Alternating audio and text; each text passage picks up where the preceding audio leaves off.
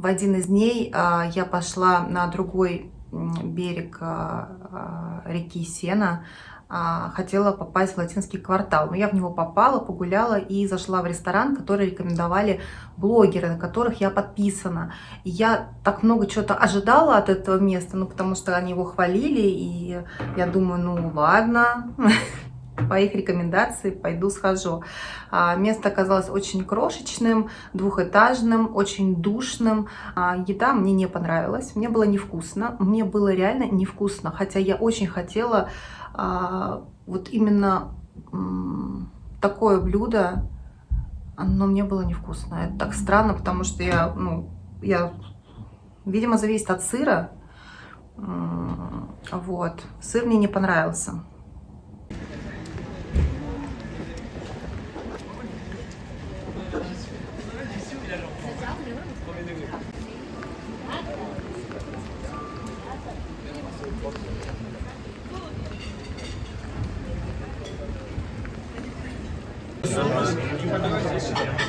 E aí, aqui, quando é o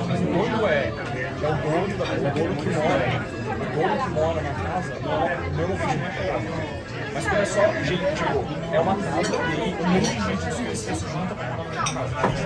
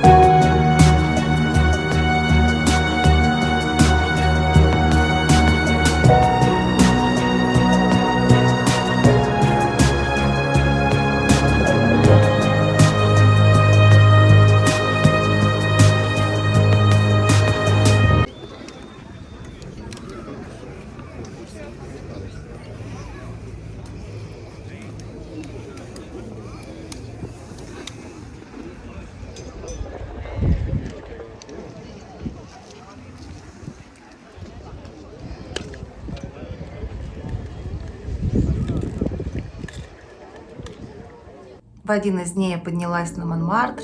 Это было так восхитительно, это было так красиво. Вообще, этот район очень красивый. И с высоты открывается красивенный вид на Париж. И я согревалась глинтвейном.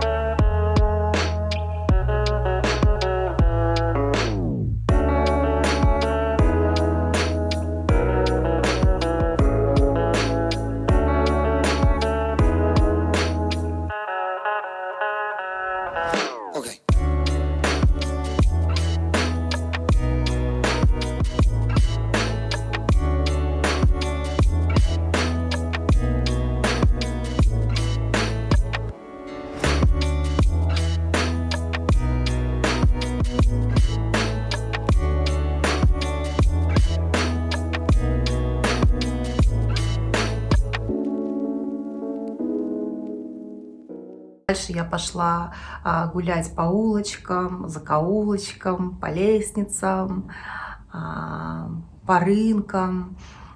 Проходила мимо одной бульонной. Я знаю, что они популярны весьма во Франции. Отстояла очередь, зашла внутрь, согрелась луковым супом. Но он такой очень, конечно, жирный, наваристый. Я его не доела до конца. А второе блюдо у меня было с рыбой. И я настолько наелась луковым супом, что я уже не была готова есть второе блюдо, которое я заказала по меню. И мне его принесли. И я сказала, так как я французского не знаю, я по-английски говорю, можно я take away? Ну, то есть я с собой возьму. Можете мне типа завернуть? Take away. Все на меня так с разных сторон посмотрели, но я не знаю, может быть, в бульонах не принято ничего брать take away, но там была хорошая порция рыбы, и я подумала, что ну, я ее возьму просто с собой, вечером в отеле в номере съем. Позвали менеджера, подошел менеджер, спросил, что вам нужно. Я говорю, take away. Он на меня так, я говорю, я с собой, out. Я говорю, я pay, ну, я заплачу, я, ну, не знаю, может, они думали, что я там отказываюсь вообще от блюда. И все такие, окей. Ну, то есть слово take away для меня вообще, в принципе, оно какое-то международное слово. Я была так немножко в таком немножко состоянии в шоке. Я говорю, как? Ну я же говорю, обычно там я понимаю, что меня можно не понять. Но уж take away, так take away. И второй раз, у меня, кстати, был очень смешной эпизод в аэропорту, когда я уезжала, я взяла водичку и журнал. И мне пробили водичку, но не пробили журнал. Ну, я поняла, что это так произошло. Я заплатила за водичку и жду, когда мне пробьют журнал. А он говорит, не-не-не, журнал я вам не пробил. Я говорю, ну, я знаю, говорю, так мне нужен журнал, пробейте мне журнал. Он начал что-то там пыхтеть, психовать. А за мной уже очередь собралась. Он спрашивает, у очереди там, кто там говорит по-английски, ну, я так поняла. Там, и я знаю какие-то отдельные слова из Duolingo. Так что-то выхватывается у меня. И девушка подошла, и она мне, переводит, он говорит, он пробил вам только воду, поэтому как бы вы не можете забрать журнал. Я говорю, я понимаю, я заплачу журнал. Почему мне журнал не пробивая? Она говорит, что она заплатит. Он говорит, тогда я пробиваю? Я говорю, да, говорю, пробивайте. Я стою уже с этой карточкой, жду, когда мне пробьют журнал. Блин, это было очень смешно. Может быть, я короче, не знаю, почему человек решил, что мне не нужен журнал, если я дала воду и журнал. Да, журнал был на французском языке, которого не знаю. Я его взяла там чисто полистать картинки. У меня муж сейчас учит французский язык. Там ему на чем-нибудь пожать там в такой игровой форме, чтобы он тоже там французский потренировал. Вот, в общем, такая вот забавная ситуация. Но мне было, правда, забавно. То есть там 5 минут потратить на то, чтобы расплатиться за воду и за журнал. Самое главное, что я представляю, как люди там бесились за мной, потому что за мной реально выстроилась уже целая очередь. Я никак не могу расплатиться за журнал. В общем, это было реально смешно.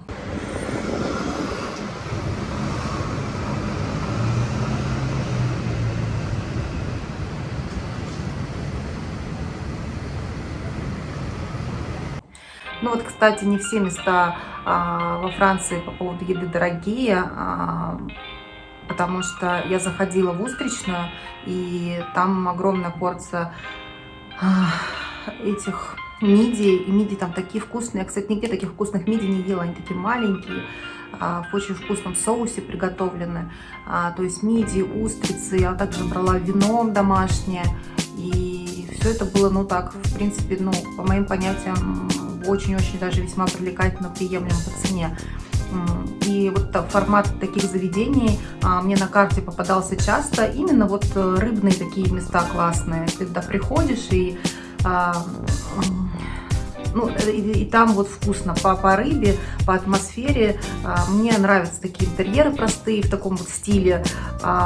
И я получила вот удовольствие.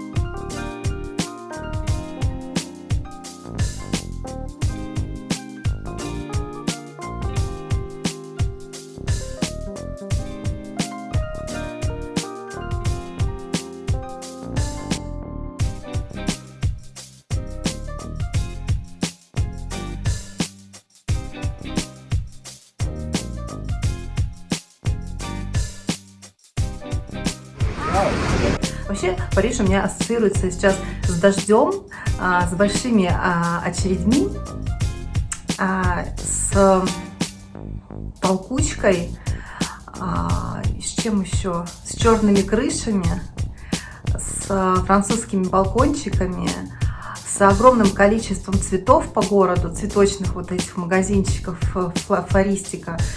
С чем еще у меня теперь ассоциируется Париж?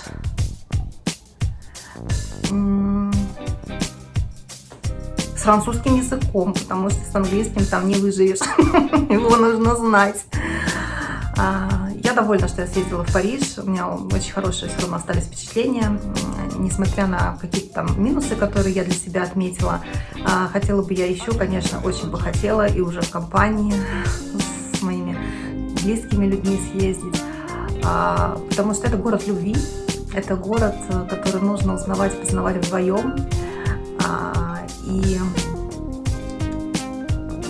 ну, в этом городе, конечно, здорово проводить время вдвоем. Ну и как же без шопинга? Шопинг был отличный, я скучала по шопингу. И так, ради праздного любопытства, я зашла в галерею Лафайет, туда заходят абсолютно все, скучаю. И в этой галерее уже все было очень красиво украшено к Рождеству. Все было так торжественно, нарядно. Все люксовые бренды в одном месте, под одной крышей. Это что-то невероятное. Я просто, да, зашла туда поглазеть, посмотреть, рот пооткрывать. Все так чинно, благородно, очень красиво. Очень много туристов, конечно, скопление. Но здорово, что из шопинга сделали даже, можно так сказать, некий культ. Культ моды. Культ моды в разных сегментах. И очень круто, что в Париже так много люкса. Вот это вот придает ему еще большего такого шика. Так что шопинг был прекрасен. И он стал таким финальным красивым аккордом моего путешествия во Францию.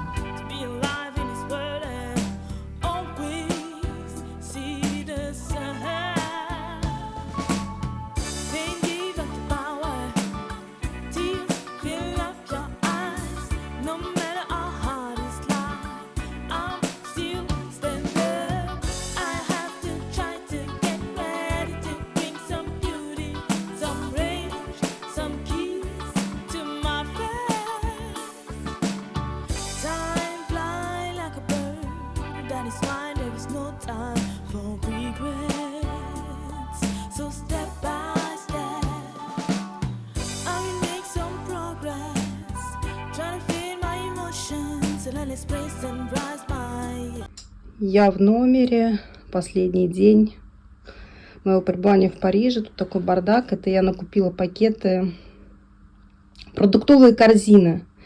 Что-то останется нам, что-то подарю, сувенирчики. Ну вот и все. Собралась, прибралась. Сейчас пойду вниз выписываться, делать чекаут. На балкончике я так ни разу и не посидела, потому что лил проливной дождь практически каждый день. А обычно так и бывает. Когда хорошая погода, нет балкончика. Когда плохая погода, вот тебе балкончик, стульчик. Но, к сожалению, увы и ах. Все. Мой редикюль, рюкзачок, мой чемоданчик готов. И я готова. Все, еду домой. К любимой семье, к своей. Телек ни разу не включала. Я даже не знаю, работает он или нет. Мне как-то это неинтересно было. Вот. Даже когда болела. Просто в рилсах зависала и с вами делилась в сторис какими-то роликами, которые понравились. Ладненько, поехала. Погнали.